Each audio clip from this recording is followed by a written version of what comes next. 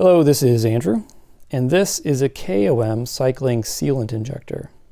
I've been using this for a little bit. I forgot to do the unboxing part, so we're just going to skip that. This stuff is in the box.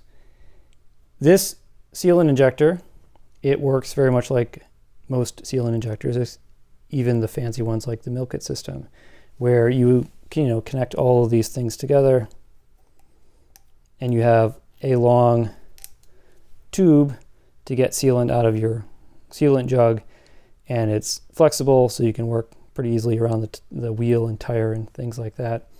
And I really like this. There are two issues with it. One is that the needle is, not all valves work with this needle. Some valves are too thin to work with this needle. It's not really a problem with this system per se, but it would be neat if they had different needle options, maybe a narrower needle. For most, it works awesome, where you can inject the sealant, or you can stick it all the way through into the bottom of the tire to pull the sealant out to check how much is in there. It's that second bit there that highlights the second issue, which is that if you have deep section wheels or a really long valve stem, the injection part works great. Like, you can get it all the way through the valve and into the tire, but the bottom of the tire is about here. So you can't actually pull it out again to check to see how much sealant is left. Now that's kind of a niggle, and I'm not sure that KOM really thought about that when they designed it.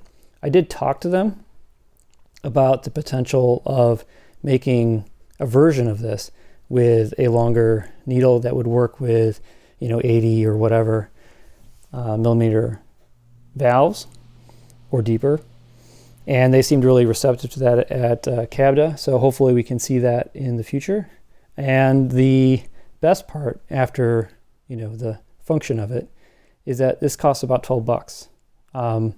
Yeah, $12 for this, and it provides 80% of the functionality of something like Milk It. I mean, really the only difference is that with Milk It, you can leave some pressure in the tire, whereas this, you have to take it all out. But that's not it's not a massive problem as long as your tire doesn't unseat every time you take the pressure down.